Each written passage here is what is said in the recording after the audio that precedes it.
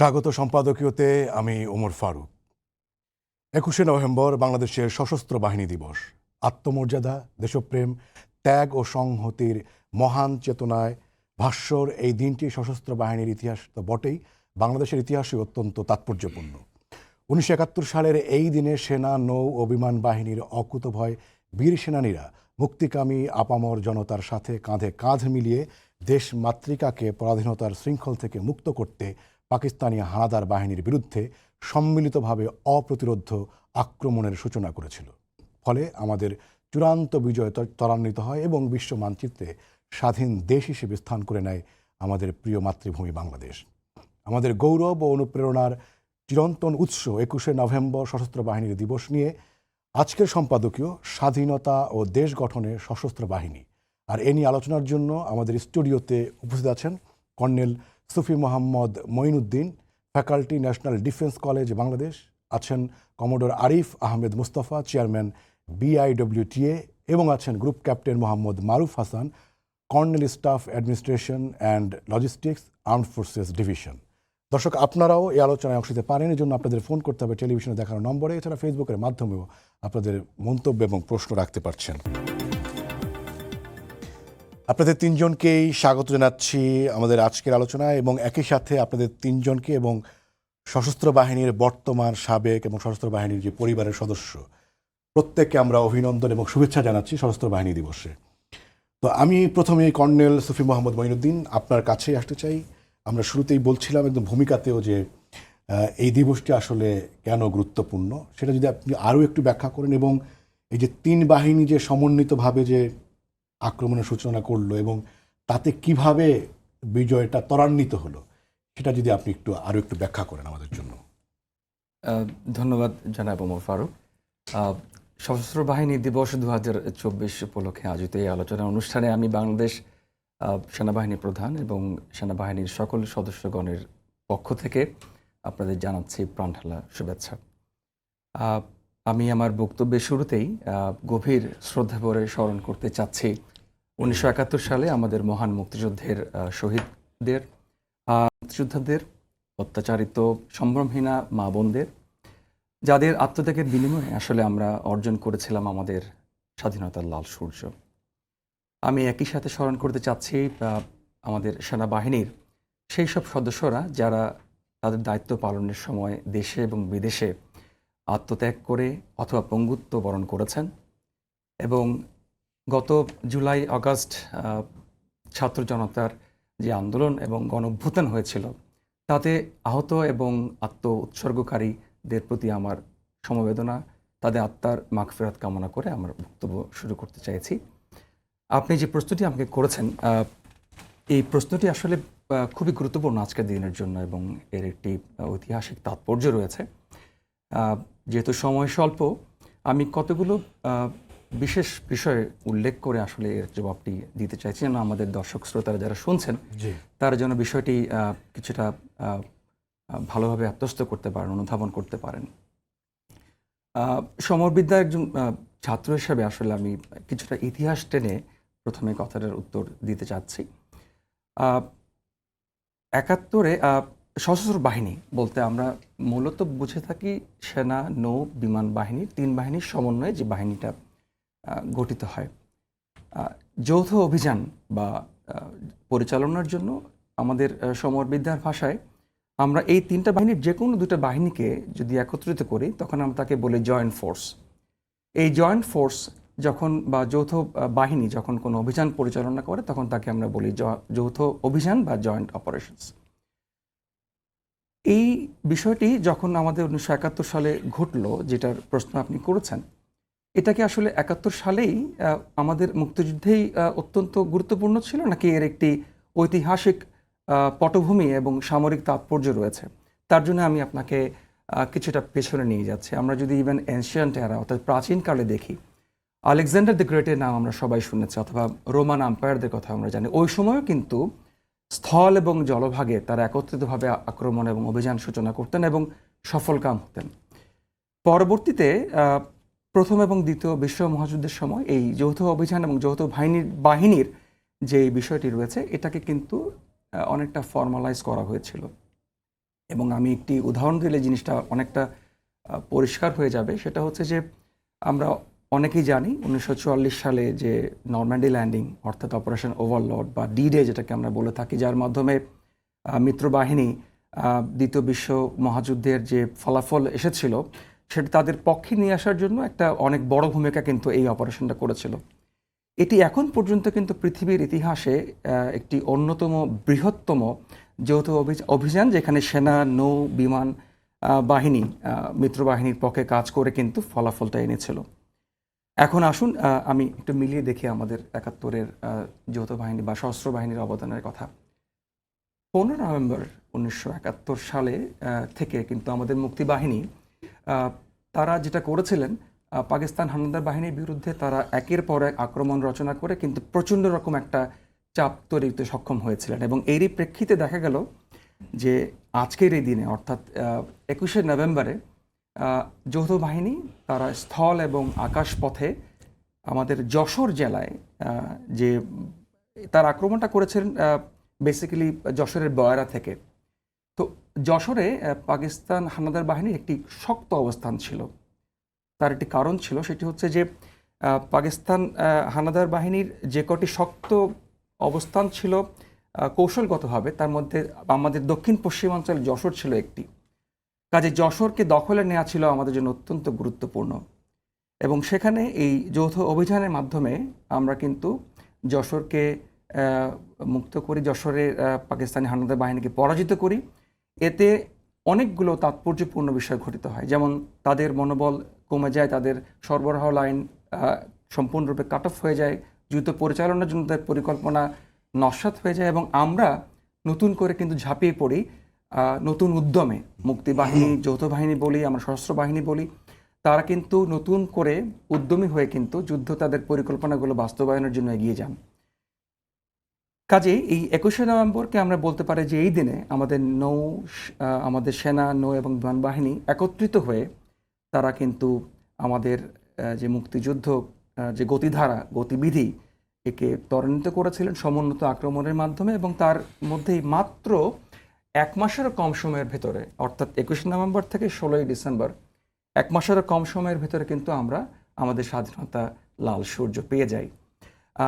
এর আরেকটি বিষয় আমি বলতে চাই যে ২১শে নভেম্বর আজকের এই দিবসটি কিন্তু ৮০-র দশকের মাঝামাঝি সময় আসলে এটি ৩ বাহিনী একত্রিতভাবে উদযাপন শুরু করে। এর আগে বাহিনীগুলো আলাদা আলাদা তারিখে এটা উদযাপন করত।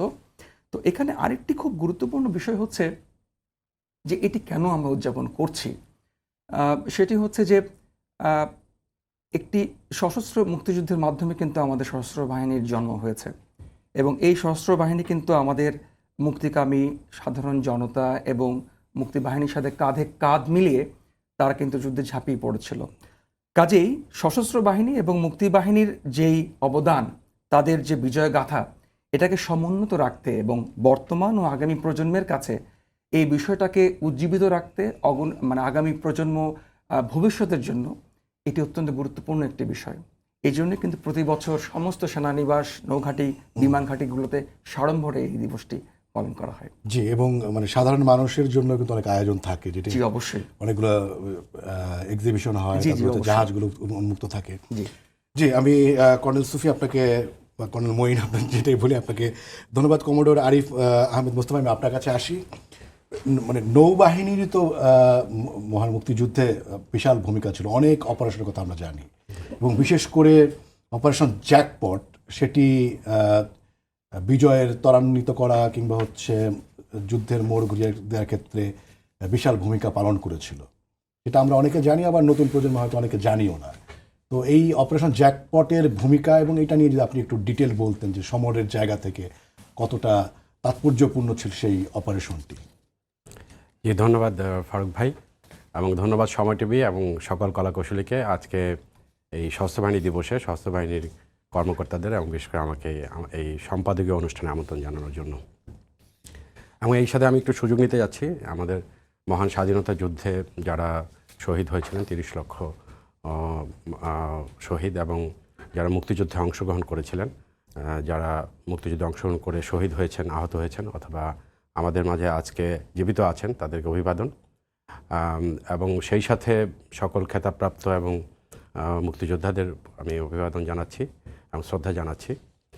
আমি একটু যেহেতু সশস্ত্র বাহিনী দিবসে আজকে কথা বলছি, আমি একটু সশস্ত্র বাহিনী থেকে যে 2533 জন শহীদ হয়েছেন তাদের প্রতি একটু বেশিরভাবে শ্রদ্ধা জ্ঞাপন করছি এবং একটু উল্লেখ করতে যাচ্ছি যে মহান স্বাধীনতা যুদ্ধে নৌবাহিনী থেকেও একটি অংশগ্রহণ ছিল এবং সেখানে আমাদের একজন বীর শ্রেষ্ঠ, 5 জন বীর উত্তম এবং 8 জন বীর বিক্রম এবং 7 জন বীর প্রতীক খেতাবে ভূষিত হয়েছিল। তাদের প্রতি আমার শ্রদ্ধা রইল। একই সাথে আমি আমাদের সাম্প্রতিক সময়ে যে বৈষম্য বিরোধী আন্দোলন হয়েছে সেই আন্দোলনে যারা শহীদ হয়েছেন এবং আহত হয়েছে তাদের প্রতি শ্রদ্ধা জ্ঞাপন করে সময় টিভির সকল দর্শককে সশস্ত্র বাহিনী দিবসের শুভেচ্ছা জানিয়ে আমি বক্তব্য শুরু করছি। আপনি যে প্রশ্ন করেছেন অপারেশন জ্যাকপট সম্পর্কে, আমাদের মহান মুক্তিযুদ্ধ আসলে আমাদের সকলের জন্য একটি গৌরবের ইতিহাস এবং তার মধ্যে অপারেশন জ্যাকপট একটি বিশেষ মাত্রা রাখে। সে সময় অপারেশন জ্যাকপট সম্বন্ধে যদি বলতে হয়, আমি প্রথমে একটু এটা কীভাবে গঠিত হয়েছিল। আপনারা জানেন যে এটাতে আমাদের নৌ কমান্ডার অংশগ্রহণ করেছিল, তো আমি এর গঠন সম্বন্ধে একটু প্রথমে বলে নিতে চাচ্ছি। মুক্তিযুদ্ধের সেই সময়টাতে ফ্রান্সের টোলুনে তখন পাকিস্তান নৌবাহিনী একটি সাবমেরিন সংগ্রহ করার জন্য কিছু অফিসার এবং নাবিক পাঠিয়েছিলেন এবং সেখানে বাঙালিও কিছু প্রশিক্ষণে অংশগ্রহণ করছিলেন সেই সাবমেরিনটা নিয়ে আসার জন্য ফ্রান্স থেকে। সেখানে 44 জন পাকিস্তানি ছিল, তার মধ্যে 13 জন ছিল বাঙালি। তো বাঙালি যে তখন সবসময় বৈষম্যের শিকার ছিল, বঞ্চিত ছিল, এটা কিন্তু একটা প্রমাণ। জাস্ট আমি কথা প্রসঙ্গে বলে নিলাম যে 44 জনের মধ্যে মাত্র 13 জন ছিল বাঙালি এবং তারা তখন ওই 25শে মার্চের কালো রাত্রির পর এবং 26শে মার্চে যখন তারা স্বাধীনতার ঘোষণা শুনলো, স্বাধীনতার ডাক পেয়ে তারা স্বাধীনতা যুদ্ধে যোগদানের জন্য মনস্থির করলো এবং তারা কিন্তু সেই প্রশিক্ষণ ছেড়ে, জাহাজ ছেড়ে, সাবমেরিন ছেড়ে তারা বাংলাদেশে আসার পরিকল্পনা করলো। আমি সেই সাহসী বাঙালিদের প্রতি বিশেষ শ্রদ্ধা জানাচ্ছি, কারণ এটা অত্যন্ত সাহসী একটা সিদ্ধান্ত ছিল। তারা যদি ধরা পড়ে যেত তাহলে কিন্তু তাদের কোর্ট মার্শাল হতো এবং মিউটিনির অভিযোগে তারা আমাদের ডিফেন্স সার্ভিসে যেটা হয় মিউটিনির অভিযোগে অভিযুক্ত হতেন। কিন্তু তারা দেশপ্রেমের কারণে অবশ্যই আমি বলবো যে এবং সাহসিকতার কারণে সেই সিদ্ধান্ত নিয়েছিল এবং সেখান থেকে তারা পালিয়ে ভারতে এসেছিলেন বিভিন্নভাবে। এটা একটা বড় গল্প এর মধ্যে। তো ইতিমধ্যে আমাদের যেহেতু 10ই মার্চ আমাদের অস্থায়ী সরকার গঠিত হয়েছে, 10ই এপ্রিল 1971 আমাদের অস্থায়ী সরকার গঠিত হয়েছে, 17ই এপ্রিল তারা শপথ নিয়েছে এবং আমাদের মুক্তিযুদ্ধের বাংলাদেশ ফোর্সেসের কমান্ডার ইন চিফ হিসেবে তৎকালীন কর্নেল ওসমানীকে দায়িত্বপ্রাপ্ত করেছেন। তিনি বাংলাদেশের যুদ্ধ করার জন্য 11টি সেক্টরে ভাগ করেছিলেন। তার মধ্যে 10 নম্বর সেক্টরটি ছিল নৌপথ, নদী নালা এবং সমুদ্র নিয়ে, এবং সেই সেক্টরে যুদ্ধ করার জন্য তখনই পরিকল্পনা করা হয়েছিল যে একটি নৌ কমান্ডো ইউনিট গঠন করা হবে। তাদের প্রশিক্ষণ শুরু হয়েছিল মে মাসের 13 তারিখে ভাগীরথী নদীর তীরে। C2P একটি সাংকেতিক নাম দিয়ে সেই প্রশিক্ষণ ক্যাম্প শুরু হয়েছিল এবং সেখানে প্রথমে আমাদের মুক্তিযুদ্ধে অংশগ্রহণের জন্য ভারতের আমাদের প্রতিবেশী দেশে যে বিভিন্ন ক্যাম্পে যারা এসেছিল সেখান থেকে বাছাই করে প্রায় 343 জনের মতো সিলেক্ট করে তাদেরকে প্রশিক্ষণ শুরু করে এবং সেখানে তারা আমাদের যারা ফ্রান্স থেকে চলে আসছিল তারা সেই প্রশিক্ষণে যোগদান করে। পরবর্তীতে সেটা আরও সংখ্যা বৃদ্ধি করে 499 জন এবং এই 8 জন ফ্রান্স থেকে পালিয়ে আসে এবং বাংলাদেশ অন্যান্য বাঙালি নৌবাহিনীর যারা কর্ম ছিল এরকমও 8 জন নাবিক এবং কর্মকর্তা ছিল, 16 জন, সর্বমোট 515 জনের একটি টিম গঠন করা হয়েছিল। তার মধ্যে 160 জনের দলটা কিন্তু 160 জনকে বাছাই করা হয়েছিল এই অপারেশনটি পরিচালনা করার জন্য। সেখানে হচ্ছে মানে ফ্রান্সের প্রশিক্ষিত এবং সাধারণ যারা মুক্তিযোদ্ধা ছিলেন তাদের সমন্বয়ে এই পুরো অপারেশনটা হয়েছে। কারেক্ট। তো তারা আপনার আগস্টের প্রথম দিকেই তারা ভারতের বিভিন্ন সীমান্ত দিয়ে বাংলাদেশে প্রবেশ করে এবং এই অপারেশন জ্যাকপট আসলে এর পরিকল্পনাগত দিক থেকে এবং এটা এটা আমাদের নৌ যারা যুদ্ধবিদ আছে তাদের অবশ্যই এটা গবেষণার একটি বিষয়। যে পরিকল্পনার যে বিষয়গুলো ছিল তার মধ্যে একটি ছিল যে 160 জন নৌ কমান্ডো তারা ভারত থেকে এসে প্রবেশ করে প্রত্যেকটা স্পটে যে স্পটগুলো নির্দিষ্ট করা ছিল সেই স্পটে গিয়েছে এবং সেখানে তারা কোথায় থাকবে কোথায় যাবে তাদের গাইড কি থাকবে এই একটা পরিকল্পনা বিষয় ছিল, বিশদ পরিকল্পনা বিষয় ছিল এবং সেটা সুন্দরভাবে করেছে। এবং এই অপারেশনটার আরেকটি উল্লেখযোগ্য বিষয় হলো যে সিক্রেসি এবং সারপ্রাইজ। আমাদের যুদ্ধ কৌশলে এটা একটি অন্যতম অঙ্গ, সারপ্রাইজ, সিক্রেসি রাখা এবং সারপ্রাইজ অর্জন করা, এবং এই দুটা কিন্তু সঠিকভাবে নিশ্চিত করতে পেরেছিল, যে কারণে কিন্তু তারা সঠিকভাবে সেই আক্রমণটা করতে পেরেছিল। আরেকটি বিষয় ছিল যে এই আক্রমণটা যখন তারা পরিচালনা করবে তার জন্য একটি গান গেয়ে কিন্তু প্রথমে সংকেত দেওয়া হয়েছিল। 13ই আগস্ট সন্ধ্যার সময় একটি গান বাজিয়ে তাদেরকে সংকেত দেওয়া হয়েছিল যে তোমরা অপারেশনের জন্য প্রস্তুত হও। এবং প্রাথমিকভাবে এটা 14ই আগস্টে এই অপারেশনটা পরিচালনা করার কথা ছিল, কিন্তু 14ই আগস্ট যেহেতু পাকিস্তানের জাতীয় দিবস এবং সেদিনে একটু নিরাপত্তা বৃদ্ধি থাকার কথা, সেই হিসাবে এটা পরবর্তীতে শেষ মুহূর্তে এটা 15ই আগস্টে শিফট করা হয়েছিল এবং 15ই আগস্টে সেই গান বাজিয়ে কিন্তু এই অপারেশন জন্য নির্দেশনা দেওয়া হয়েছিল। এবং সেভাবে 15ই আগস্ট রাতে দুটি প্রধান সমুদ্র বন্দরে এবং দুটি নৌবন্দরে নারায়ণগঞ্জ এবং চাঁদপুর এবং সমুদ্র বন্দর চট্টগ্রাম এবং মংলাতে সেই অপারেশনটি পরিচালনা করা হয়েছিল এবং এতে প্রায় 26টি জাহাজ ধ্বংস হয়েছিল এবং পাকিস্তানি একদিনেই এবং প্রায় 75 লক্ষ মেট্রিক টন মালামাল ধ্বংস হয়েছিল। এবং এতে পাকিস্তানের যে যুদ্ধ করার যে রসদ, অস্ত্র, গোলাবারুদ নষ্ট হয়ে যাওয়াতে পাকিস্তানের মনোবলের উপর একটি নেতিবাচক প্রভাব পড়েছিল এবং তাদের সাপ্লাই চেইন কাট অফ হয়ে গিয়েছিল, যে কারণে কিন্তু এর ইফেক্টটা কিন্তু পরবর্তী সময় যুদ্ধের সময় ছিল। এবং এই অপারেশন জ্যাকপটেই কিন্তু আমাদের নৌ কমান্ডারদের যে অপারেশন, এখানে অপারেশন জ্যাকপটের মধ্যে সীমাবদ্ধ ছিল না, পরবর্তীতেও বিভিন্ন সময় তারা এই আক্রমণগুলো চালিয়েছে এবং তাদের মূল লক্ষ্যবস্তু ছিল বিভিন্ন ফেরিঘাট, বিভিন্ন নৌবন্দর এবং নৌ কমান্ডার করেছে। জি, নৌ কমান্ডার করেছে এবং তারা মোট 150টির মতো অপারেশন পরিচালনা করেছে বিভিন্ন জায়গায়। এবং মানে বিশ্বযুদ্ধ যুদ্ধের ইতিহাসে যদি আমরা যদি তাকাই, মানে এই মাত্রার যেই অপারেশন, মানে সেটার সাথে তুলনা করলে অপারেশন জ্যাকপটকে আমরা মানে কোন জায়গায় রাখবো, বা সেটার মানে আন্তর্জাতিক প্রেক্ষাপটে এটার মানে মর্যাদা কেমন? বা জি, অবশ্যই আমি সেটাই বলছি যে তাদের এখানে যে কৌশল অবলম্বন করা হয়েছিল, যে যুদ্ধের যে সমস্ত নীতি অবলম্বন করা হয়েছিল, এটা আমাদের সম্মিলিত আজকে যে আমরা সশস্ত্র বাহিনী দিবসে একত্র হয়েছি, আমাদের যে প্রশিক্ষণগুলো হয়, প্রশিক্ষণগুলো কিন্তু সম্মিলিতভাবে হয়। সেনাবাহিনী, বিমান বাহিনী এবং নৌবাহিনী, আমাদের স্টাফ কলেজে, এনডিসিতে ওয়ার্ক কোর্স আমরা করি একসাথে, এবং এই সকল ক্ষেত্রেই এই ধরনের ওয়ার্ড যেগুলো আমাদের মুক্তিযুদ্ধে হয়েছিল, যে অপারেশনস এবং আমাদের সেনাবাহিনীর পক্ষ থেকেও যে সমস্ত বিলোনিয়ার ওয়ার বা হিলির যুদ্ধ, এগুলো কিন্তু আমাদের স্টাডি করা হয়। এখান থেকে আমাদের যে লেসন্স লার্নগুলো আছে সেগুলো আমাদের। যে কমরেড আরিফ, আপনাকে ধন্যবাদ। আমি নিশ্চয়ই আপনার কাছে আবারও আসবো। গ্রুপ ক্যাপ্টেন মোহাম্মদ মারুফ হাসান, আমি আপনার কাছে আসতে চাই। বিমান বাহিনীও অনেক অপারেশন করেছে এবং তার মধ্যে অপারেশন কিলো ফ্লাইট এবং সেই যে দুঃসাহসিক অভিযান, সেটার কথাও আমরা জানি। তো সেটার সাথে যদি মানে সে অপারেশন কিলো ফ্লাইট এবং মানে অত্যাধুনিক এখন যে বিমান বাহিনীর যে সক্ষমতা, সেটার সাথে তুলনা করে যদি আপনি যদি একটু বলেন যে অপারেশন কিলো ফ্লাইট এবং আমাদের এখন সক্ষমতা যে তুলনা করে যদি দেখান যে সেটা কতটা তাৎপর্যপূর্ণ এবং কতটা সেই অপারেশনটা ভূমিকা রেখেছিল। জি, ধন্যবাদ ওমর ফারুক ভাই। প্রথমে আমি শ্রদ্ধা ভরে স্মরণ করতে চাই সে সকল শহীদের যাদের প্রাণের বিনিময়ে আজকে আমরা স্বাধীন, এবং তাদের বিদেহে হাতের মাগফিরাত কামনা করছি। আর ডাইরেক্ট আপনার কোশ্চেনে চলে যাচ্ছি। আমরা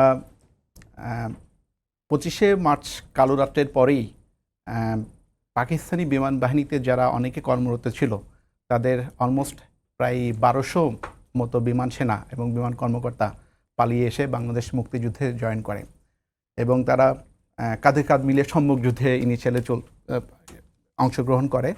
বাট পরবর্তীতে তারা ফিল করে যে প্রথমে যখন সম্মুখ যুদ্ধে অংশগ্রহণ করে গেরিলা যুদ্ধের মাধ্যমে তারা কিন্তু বিভিন্ন যোগাযোগ ব্যবস্থা এগুলো ডিসরাপশন তৈরি করে, আইসোলেটেড অ্যাটাক করে। বাট পরবর্তীতে তারা ফিল করে যে না, পাকিস্তানি হানাদার বাহিনী যে সকল মেরুদণ্ড ছিল সেগুলো ভাঙার জন্য, তাদের স্ট্রেংথটা ভাঙার জন্য আমাদের আকাশপথে অ্যাটাক করার প্রয়োজনীয়তা, এবং সেই হিসাবেই 28 সেপ্টেম্বর 1971 সালে বিমান বাহিনীর সূত্রপাত ঘটে।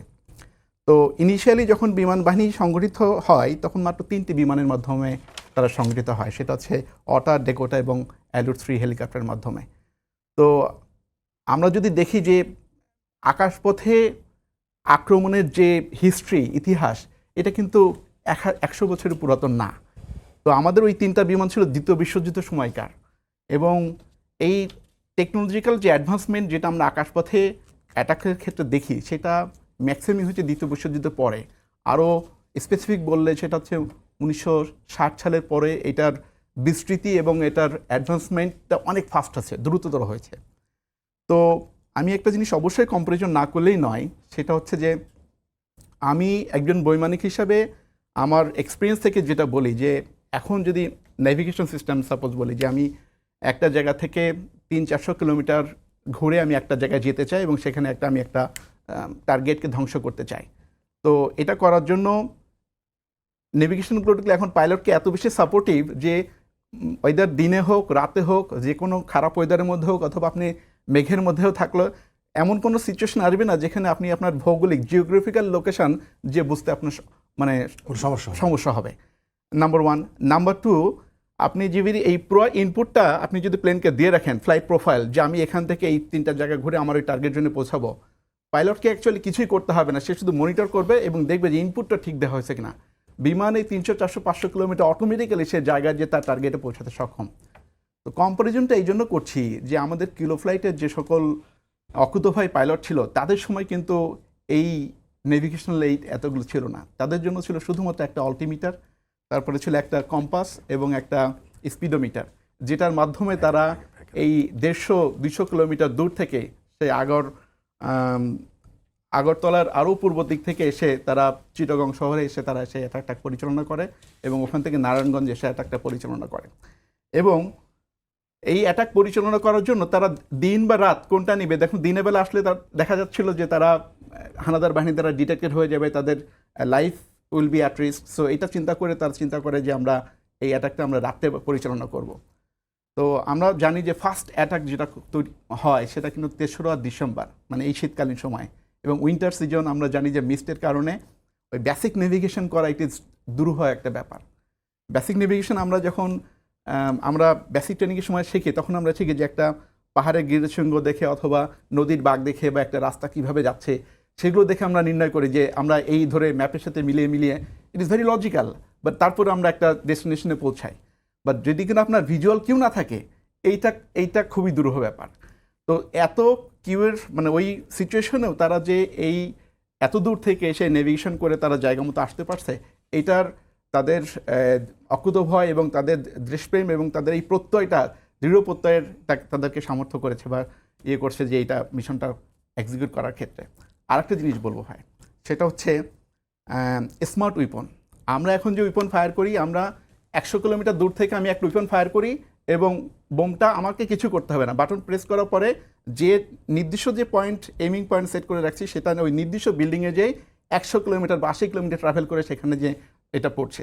ইভেন রিসেন্টলি আমরা আরেকটা ফায়ার করেছি যে লেজার গাইডেড মিসাইল বা বোম। এটার মাধ্যমে আমরা দেখেছি যে আমরা লেজারটা পয়েন্ট আউট করি অনেক দূর থেকে, দৃষ্টিসীমার বাইরে থেকে, এবং যে ফাইটার বিমানটা যে লেজার গাইডের যে বোমটা নিক্ষেপ করে, সে দৃষ্টিসীমা 30 বা 25 কিলোমিটার দূর থেকে সে বোমটা রিলিজ করে চলে যাবে, এবং এটার মাধ্যমে আপনি একটা ইন্ডিভিজুয়াল একজন মানুষকে আপনি এম করে এক্স্যাক্টলি তার গায়ে আপনি হিট করতে সক্ষম হবেন। বাট প্রথম যখন আমরা বেসিক ট্রেনিং করি, তখন কিন্তু আমাদের বিমান চালিয়ে এসে যে এম এবং ফায়ারিংয়ের মধ্যে যে সময়টা ছিল, এটার ছিল হচ্ছে 5 থেকে 7 সেকেন্ড। এই 7 সেকেন্ডের মধ্যে একটু ব্যত্যয় হলে কিন্তু আপনার বোমটা পড়ছে হয় 20 ফিট লেফট রাইট বা অন্য জায়গায়, তাহলে কিন্তু পুরো এফোর্টটা হচ্ছে জিরো হয়ে যাচ্ছে। তো তাদের সময় যারা কিনা ফায়ার করতে আসে ওই রাত্রেবেলায়, তাদের জন্য এটা একটা, তাদের ওই বেসিক ডামি বোম নিয়ে তারা ওখানে কিন্তু অ্যাটাক করতে গিয়েছিল, রকেট নিয়ে গিয়েছিল।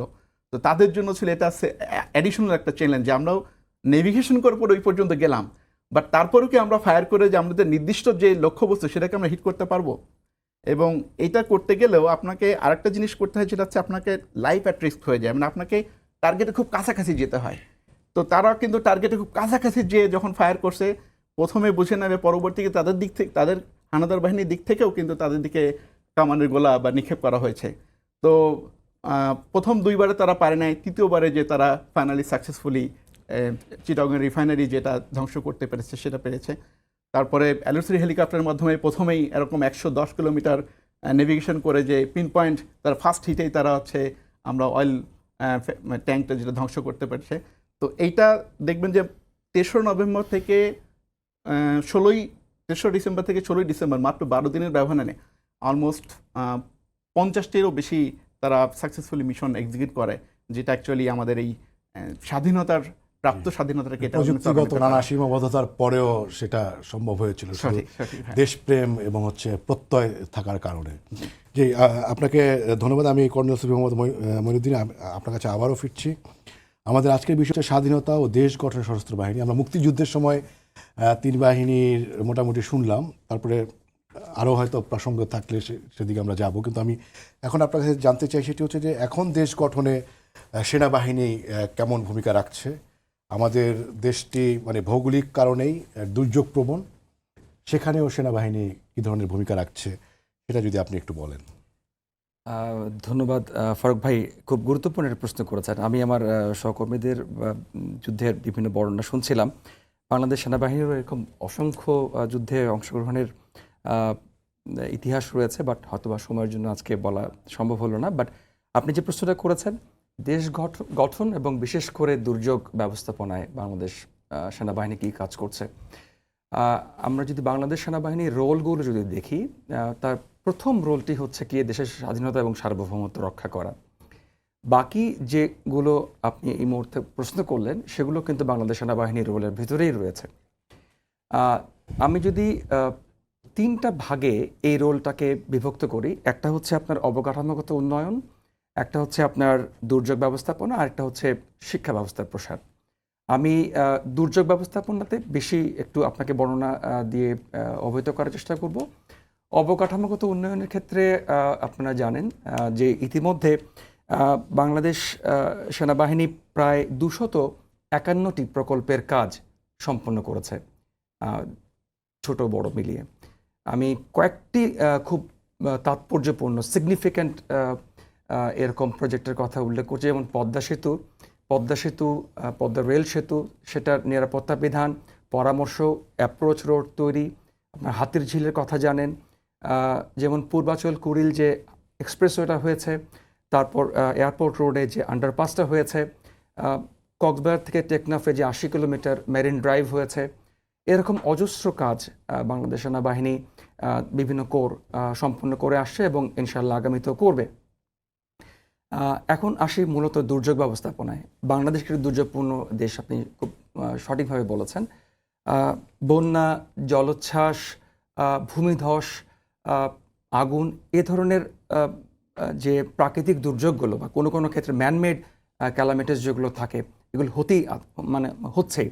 তার মধ্যে 2-1টি যদি আমি উল্লেখ করি, আগুনের ক্ষেত্রে বলা যায় যেমন আপনার ঢাকা নিউ মার্কেটে যে আগুন লাগলো, আপনার বঙ্গবাজারে যে আগুন লাগলো, বিএম কন্টেইনার ইয়ার্ড ভাটিয়ারিতে যে আগুন লাগলো, সেনাবাহিনীর সদস্যরা কিন্তু দ্রুত সেখানে গিয়ে উপস্থিত হয়েছেন এবং জনগণের পাশে থেকে এই দুর্যোগ মোকাবেলায় মানুষকে সাহায্য করেছেন।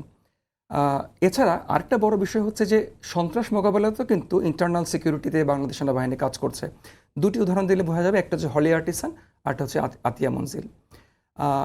আমি সর্বশেষ বাংলাদেশে যেই বন্যা পরিস্থিতিটা মোকাবেলা করেছে গত 21 অগাস্টে, যে ভয়াবহতম বন্যা আমাদের দেশের উত্তর পূর্ব এবং দক্ষিণ পূর্ব অঞ্চলের 11টি জেলায় হয়েছিল। মূলত 33 পদাতিক ডিভিশনের অধীনে 4টি জায়গা, ফেনী, নোয়াখালী, লক্ষ্মীপুর এবং বুড়িচং। 90% মানুষ তারা সম্পূর্ণভাবে জনবিচ্ছিন্ন হয়ে গিয়েছিল বন্যার কারণে, ত্রাণের ব্যবস্থা ছিল না। তখন সেনাবাহিনী তাদের একটি ব্যাপক পরিকল্পনার মাধ্যমে কিন্তু মানুষের কাছে যে সাহায্যগুলো পৌঁছিয়েছে, আমি কিছুটা সেগুলো তুলে ধরার চেষ্টা করছি। যেমন ধরুন, একটা খুব গুরুত্বপূর্ণ বিষয় ছিল মানুষকে উদ্ধার কাজ করা। এই উদ্ধার কাজের জন্য আমাদের যে সেনাবাহিনীর যে হেলিকপ্টারগুলো আছে, হেলিকপ্টারের মাধ্যমে আমরা 67 জন গুরুতর অসুস্থ মানুষকে কিন্তু কুমিল্লা সিএমএইচে উদ্ধার করতে সক্ষম হয়েছি। এবং আপনি শুনে অবাক হবেন যে এই 67 জনের ভিতরে আবার 22 জন ছিলেন গর্ভবতী মহিলা, যারা পরবর্তীতে তারা সন্তানের মা হতে পেরেছেন। অর্থাৎ মানুষজন কি পরিমাণ আপনার ভোগান্তির ভিতরে এই বন্যার সময় অবস্থান করছিলেন। জি, আমাদের একটু সংক্ষেপ করতে হবে। জি জি জি আমি জাস্ট বলছি আমাদের মূলত আপনার প্রায় 96টা ট্রাইশাক বোট নিয়ে আমরা এই উদ্ধার কাজ করি, এবং যদি সংখ্যা দিয়ে বলতে চাই 26,000 মানুষকে কিন্তু সে সময় উদ্ধার করা হয়েছিল। এবং বিভিন্ন প্রায়- সময়ে বিভিন্ন দুর্যোগে জি জি আসলে জি বড় এবং বড় ভূমিকা জি পালন জি জি, করেছে এবং প্রায় সেনাবাহিনী। 60,000 মানুষকে তখন ফেনীতে অনেকগুলো মেডিকেল টিম এবং ফিল্ড হসপিটাল করে কিন্তু মেডিকেল সহায়তা প্রদান করা হয়েছে। জি, কর্নেল মুইন, আপনাকে ধন্যবাদ। আমি কমোডর আরিফ আহমেদ মোস্তফা আপনার কাছে আসি। সেটি হচ্ছে যে অপারেশন জ্যাকপট ছাড়াও নৌবাহিনী অনেক অপারেশন করেছে, সেটা যদি আপনি একটু সংক্ষেপে আলোকপাত করেন। এর পাশাপাশি আমি যদি বলতে চাই যে এখন বাংলাদেশের বিশাল সমুদ্র সীমা রয়েছে এবং ব্লু ইকোনমি এখন একটা নতুন কনসেপ্ট, এবং সাগরে মানে অনেক সম্পদ রয়েছে, সেগুলো যেমন নিরাপত্তার বিষয় রয়েছে এবং সেগুলো আহরণেরও বিষয় রয়েছে, এবং সেই ক্ষেত্রে নৌবাহিনী আসলে কী ধরনের ভূমিকা রাখছে বা কী ধরনের পরিকল্পনা করছে, সেটা যদি একটু আপনি বলেন, মানে দুটাই যুদ্ধকালীন সময় এবং এখন ব্লু ইকোনমির ক্ষেত্রে জি, দুটোই যদি আপনি একটু ধন্যবাদ সংক্ষেপে ফারুক বলেন। ভাই। আমি সংক্ষেপে বলবো। আমি প্রথম প্রশ্নের উত্তরে আমি অপারেশন জ্যাকপট সম্বন্ধে বলেছি। অপারেশন জ্যাকপটে আসলে যে অপারেশনটা হয়েছিল, এটা আমাদের মূলত একটি আনকনভেনশনাল ফোর্স। বাট আমি যদি নৌবাহিনীর বলি কনভেনশনাল ফোর্স, তাহলে এর যাত্রা শুরু হয়েছিল দুটি যুদ্ধ জাহাজের মাধ্যমে, এর পদ্মা এবং পলাশ।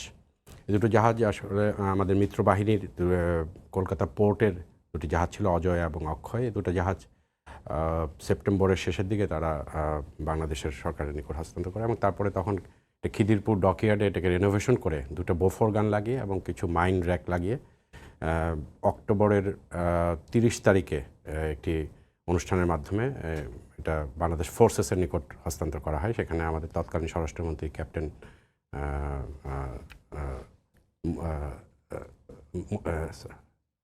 তৎকালীন স্বরাষ্ট্রমন্ত্রী তখন সেখানে উপস্থিত ছিলেন। এই 30শে অক্টোবর এই জাহাজ দুটো পাওয়ার পরে কিন্তু তারা অপারেশনে যায় বিভিন্ন জায়গায়, এবং সে কারণে কিন্তু আপনি এই যে আজকে যে 21শে নভেম্বর সশস্ত্র বাহিনী দিবস, এর প্রেক্ষিতটা কিছুটা চলে আসে। কারণ এর মধ্যে আমাদের এয়ারফোর্স সেপ্টেম্বর মাসে নাগাদ তারা অপারেশন শুরু করে। 30শে আমরা আসলে আর 2 মিনিট পাবো। জি জি ঠিক আছে, অক্টোবর নাগাদ সংক্ষেপ আমাদের করতে হবে, নেভির জি। দুটো জাহাজ আসে। সো এখান থেকে কিন্তু অ্যাকচুয়ালি তখন এই সমন্বিত যে আক্রমণ বা পরিকল্পনা সে পটভূমিটা থেকে সেখান থেকে সৃষ্টি হয়, এবং এই জাহাজ দুটা অপারেশন হটপেট নামে একটি অপারেশন পরিচালনা করে 10ই নভেম্বর। সেখানে মংলা এবং চানলা বন্দরে মাইন বিছিয়ে তারা বন্দর দুটিকে অকার্যকর করে ফেলে, যাতে, এবং এটাতে ওই শত্রুর বাহিনীর আমাদের লজিস্টিক আসাতে যেতে সমস্যা হয়েছিল। মূলত কনভেনশনাল ফোর্সের বিষয় এটাই। আপনার দ্বিতীয় প্রশ্ন ছিল যে ব্লু ইকোনমি নিয়ে। ব্লু ইকোনমি এবং দেশের অর্থনৈতিক উন্নয়নে নৌবাহিনীর ভূমিকা। জি, আমরা মেরিটাইম নেশন, সমুদ্র আমাদের দক্ষিণে, এবং আমাদের বাংলাদেশের 90% বাণিজ্য কিন্তু সমুদ্র পথে হয়। তো সমুদ্র পথে এই বাণিজ্যের উপরেই কিন্তু দেশের অর্থনৈতিক কর্মকাণ্ড পরিচালিত হয়। সে কারণে এই স্লক বা সি লাইন অফ কমিউনিকেশন সেটা রক্ষা করা নৌবাহিনীর একটি কাজ, এবং সেটা ব্লু ইকোনমির একটি অংশ। ব্লু ইকোনমি হলো সামুদ্রিক অর্থনীতি নিয়ে যে কর্মকাণ্ড, সেটাই হলো ব্লু ইকোনমি। এখানে আপনার সমুদ্রে যদি অর্থনৈতিক কর্মকাণ্ড আমরা পরিচালনা করতে যাই দেশের উন্নয়নের জন্য, তাহলে কিন্তু সমুদ্রে একটা নিরাপত্তা দরকার, এবং সেটার জন্য দরকার গুড অর্ডার অ্যাট সি, যেটা বাংলাদেশ নৌবাহিনী করে থাকে।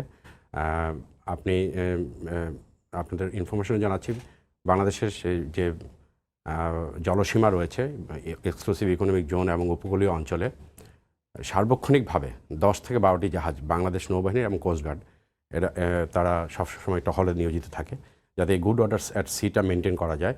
গুড অর্ডার সেটার জন্য কিন্তু আমাদের সমুদ্রে সুনীল অর্থনীতির যে সমস্ত কার্যক্রম আছে, ফিশিং বা খনিজ সম্পদ আহরণ, সেই কার্যক্রমগুলো সহজেই আমরা করতে পারছি।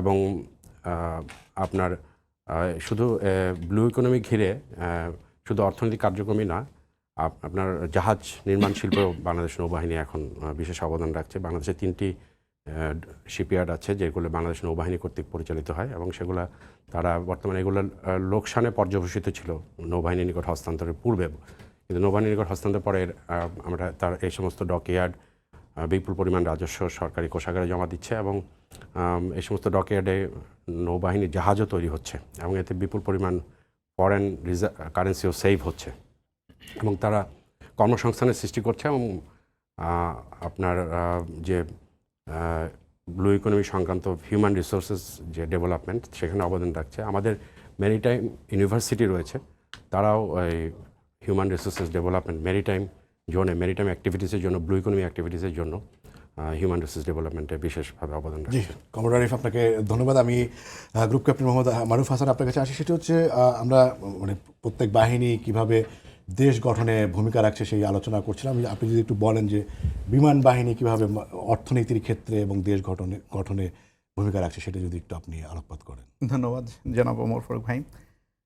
আপনি জেনে খুশি হবেন যে বাংলাদেশ বিমান বাহিনী ক্যাজুয়াল ইভ্যাকুয়েশন বা মেডিকেল ইভ্যাকুয়েশন এবং উদ্ধার এবং অনুসন্ধানের জন্য 365 দিন 24/7 তাদের মাদার বেসগুলোতে হেলিকপ্টার সবসময় রেডি রাখে এবং দেশের প্রয়োজনে যে কোনো সময় তাদেরকে কল করা হলে তারা ফাস্ট রেসপন্ডার হিসাবে ইমিডিয়েটলি তারা রেসপন্ড করে থাকে।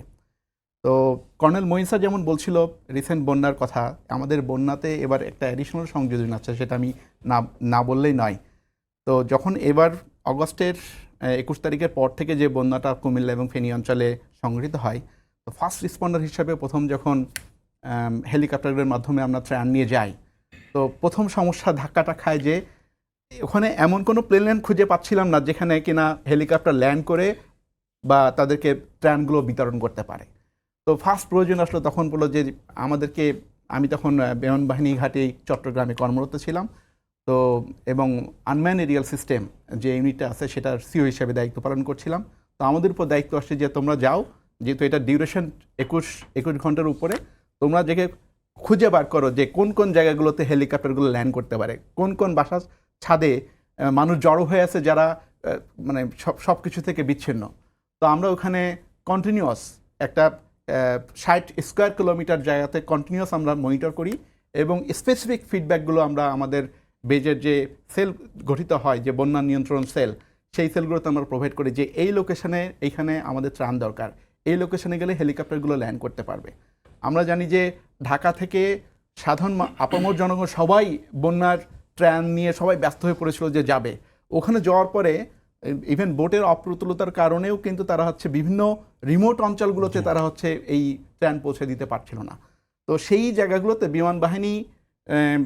বিমান বাহিনীর হেলিকপ্টারের মাধ্যমে আমরা ওই স্পেসিফিক সুবিন্যস্তভাবে, ইভেন এই পুরো ভিডিওটা কমন সেক্টরকে দেখানোর মাধ্যমে আমরা সুবিন্যস্তভাবে প্রত্যেকটা স্পেসিফিক পয়েন্টে আমরা দিতে পারছি। আর একই সাথে আপনি জেনে খুশি হবেন যে আমরা এভিয়েশন সিকিউরিটিতে বিভিন্ন শাহজালাল ইন্টারন্যাশনাল এয়ারপোর্টে আমরা 2016 সাল থেকে কাজ করছি এবং রিসেন্ট টার্মোয়েলের পরেও আমরা যখন কিনা এখান থেকে এপিবিএন যারা কিনা অরক্ষিত অবস্থায় রেখে আমাদের বিমানবন্দরগুলোকে অরক্ষিত অবস্থায় রেখে যারা চলে যায়, তখন হচ্ছে বিমান বাহিনী টেক ওভার করে এবং এই মুহূর্তে অলমোস্ট 1,500 বিমান সেনা 24/7 এখানে নিরাপত্তার দায়িত্ব পালন করে আসছে এবং একটা দিনের জন্য ঢাকা এবং চিটাগং বিমানবন্দরকে তারা মানে পরিচালনার কার্যক্রম বন্ধ হবে, বিঘ্ন হবে এমন একদমই বিঘ্ন হয়নি। যে গ্রুপ ক্যাপ্টেন মোহাম্মদ আরিফ মারুফ হাসান, আপনাকে ধন্যবাদ। আমরা একদমই শেষের দিকে আছি এবং আজকের দিনে যদি আমরা একটু জাতিসংঘ শান্তিরক্ষা মিশন নিয়ে একটু আলোচনা না করি, সেখানে সশস্ত্র বাহিনীগুলো কি ভূমিকা রাখছে, দেশের মুখ কীভাবে উজ্জ্বল করছে, সেটার সম্পর্কে যদি একটু আপনি বলেন কর্নেল মঈন। ধন্যবাদ ফারুক ভাই। এটি আমার মনে হয় আমাদের 3 বাহিনীর জন্য একটি অত্যন্ত গৌরবগাথা, কারণ বাংলাদেশ পৃথিবীর মানচিত্রে যে কয়টি বিষয়ের কারণে সমগ্র বিশ্বের কাছে তার পরিচিতিকে এবং মাথা উজ্জ্বল করতে পেরেছে, তার মধ্যে নিঃসন্দেহে আমাদের শান্তিরক্ষী বাহিনীতে যারা নিয়োজিত আছেন তাদের অবদান অনস্বীকার্য। আমি বলতে চাই যে 1988 সালে মাত্র 15 জন সামরিক পর্যবেক্ষক দিয়ে ইউনিমগের অধীনে ইরাকে আমাদের প্রথম শান্তিরক্ষী মিশন শুরু হয়। আর আজকে পর্যন্ত বাংলাদেশ প্রায় 1.5 লক্ষ শান্তিরক্ষী প্রেরণের মাধ্যমে পৃথিবীতে অন্যতম সর্বাধিক শান্তিরক্ষী প্রেরণকারী দেশ হিসেবে কিন্তু পরিচিত। বর্তমানে আমাদের প্রায় 10টি দেশে আমাদের শান্তিরক্ষী কার্যক্রম পরিচালিত আছে। গত 3 দশকে আমরা 40টি দেশে 50টিরও অধিক শান্তিরক্ষী অভিযান আমরা পরিচালনা করেছি। এবং আপনি জানেন যে এই শান্তিরক্ষী মিশনে জাতিসংঘের পরিকল্পনা অনুযায়ী যে ফিমেল এঙ্গেজমেন্ট বাড়ানো বা নারীদের যে প্রতিনিধিত্ব বাড়ানো, এক্ষেত্রেও কিন্তু বাংলাদেশ পিছিয়ে নেই। এবং বাংলাদেশের যে এত গ্রহণযোগ্যতা সেটা জি। মানে জাতিসংঘের কাছে বলেন কিংবা হচ্ছে যেই কমিউনিটি যাচ্ছে সেই কমিউনিটির কাছে, তাদের কাছে বলেন, এইটার কারণ কি? খুব সুন্দর একটা প্রশ্ন করেছেন। এটা অনেকেই হয়তো মনে করতে পারেন যে আসলে আমরা কিভাবে প্রথম অবস্থান বা প্রথম দিকের অবস্থান ধরে রেখেছি। আসলে একটু পেছনে যাই। মুক্তিযুদ্ধের মাধ্যমে যেই সশস্ত্র বাহিনীর জন্ম হয়েছিল, আমরা কিন্তু এ দেশের মাটি এবং মানুষকে প্রতিনিধিত্ব করি। এ দেশের সম্মানকে আমরা প্রচণ্ড রকম মূল্যায়ন করি। দেশের বাইরে যখন আমরা যাই তখন কিন্তু আমাদের এই দেশপ্রেমের কারণে আমাদের সশস্ত্র বাহিনীর প্রতিটি সদস্য কিন্তু অকুত ভয়ে আমাদের দেশের মান মর্যাদাকে তুলে ধরার জন্য সর্বোচ্চ পেশাদারিত্ব দিয়ে কিন্তু তাদের দায়িত্ব পালন করেন। এবং জাতিসংঘের যে ম্যান্ডেটের একটি বড় অংশ প্রোটেকশন অফ সিভিলিয়ান, অর্থাৎ বেসামরিক জনগণের প্রোটেকশন, তার পাশাপাশি জনহিতকর অসংখ্য কাজ কিন্তু আমরা করে থাকি। যেমন ধরেন, আমি যদি বলি শিক্ষা বিস্তার, স্কুল কলেজ নির্মাণ, শিক্ষা সামগ্রী প্রদান, এমনকি কৃষি যন্ত্রপাতি, কৃষিতে তাদেরকে শেখানো, কারিগরি প্রশিক্ষণ প্রদান ইত্যাদি নানাবিধ চিকিৎসা প্রদান, তারপরে আপনার যে সন্ত্রাস বিরোধী কার্যক্রমে অংশগ্রহণ, এই কাজগুলো করে কিন্তু ওখানকার যে মানুষরা তারা আমাদেরকে তাদের খুব কাছাকাছি তারা সবসময় পায়। এবং এ কারণে কিন্তু যখন কোনো একটি দেশে জাতিসংঘ মিশনে সৈন্য প্রেরণের বা প্রতিনিধিত্ব করার বিষয়টি আসে, তখন অবশ্যই বাংলাদেশের নামটি সর্বাগ্রে চলে আসে। কর্নেল মঈন, আপনাকে ধন্যবাদ। আমি যদি একটু নৌবাহিনীর ভূমিকা কিংবা হচ্ছে অবদান বা অর্জন জাতিসংঘ শান্তিরক্ষা মিশনে কি, সেটা যদি জানতে চাই, সেটা যদি একটু বলেন। জি। যে নৌবাহিনীর জাতিসংঘ শান্তিরক্ষা মিশনের যাত্রা শুরু হয়েছিল 1994 সালে মোজাম্বিকে একটি। একদম মিনিট খানেক সময় আছে। জি, ঠিক আছে, আমি সংক্ষেপে বলবো। আসলে নৌবাহিনীর যেহেতু বাহিনী ছোট, সংখ্যার দিক থেকে হয়তো বড় হবে না, আমরা এই যাবৎ 30টি মতো মিশনে অংশগ্রহণ করেছি এবং প্রায় 7,000 আমাদের অফিসার এবং নাবিক সংশোধন করেছি। কিন্তু নৌবাহিনীর জন্য যেটা ইউনিক সেটা হলো যে নৌবাহিনীর একটি জাহাজ আছে লেবাননে, ইউনিফিল মিশনের নাম। এটা একটা মেরিটাইম টাস্ক ফোর্স এবং ইউনাইটেড নেশনসের অধীনে একটা একমাত্র টাস্ক ফোর্স যেটা নাকি অপারেট করে, এবং এখানে মাত্র 15টা দেশ এই পর্যন্ত অংশগ্রহণ করতে পেরেছে এবং সেখানে বাংলাদেশও একটি গর্বিত অংশীদার।